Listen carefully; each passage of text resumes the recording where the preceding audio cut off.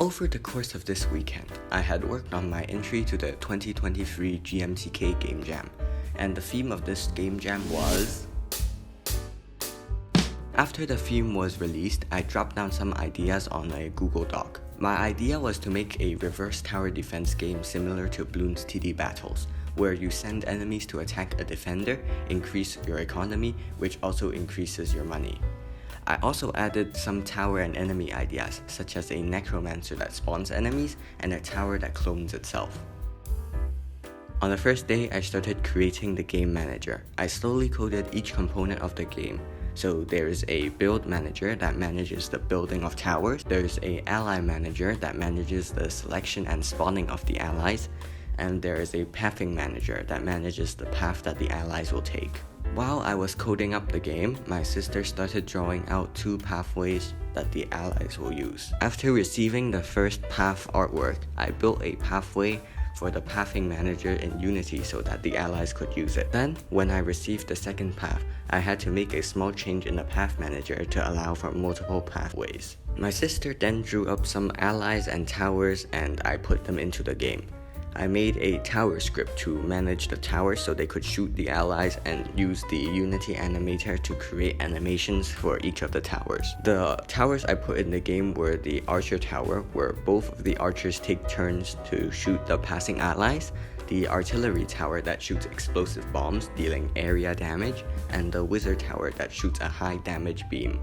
I also animated the allies so that they have interesting walk and action animations. I made a zombie, which is a slow-moving, low HP ally, a spider, which is a fast-moving, fragile ally, a knight, which is a very slow-moving, tanky ally, and a healer that heals all nearby allies every few seconds. After that, my sister made some projectile art so that the towers don't shoot invisible objects. Then I imported those projectiles into Unity and added a slight seeking effect to the projectiles. The projectile can only hit the targeted enemy, and if that enemy dies, the projectile becomes useless. On the second day, I focused more on creating levels. Each level has 2 parts. There are the towers and the pathing. The defender has a list of towers that they have to place. The list contains the tower, the position of the tower, and the build delay. So I spent some time creating the levels and balancing them.